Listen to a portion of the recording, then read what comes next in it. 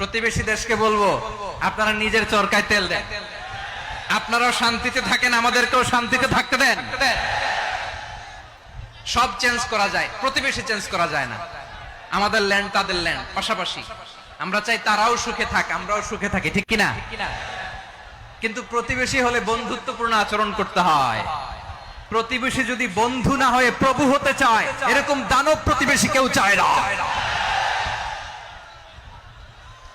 ভারত যদি বন্ধুত্ব উপহার দেয়, আমরাও বন্ধুত্ব দিব, কি বলেন?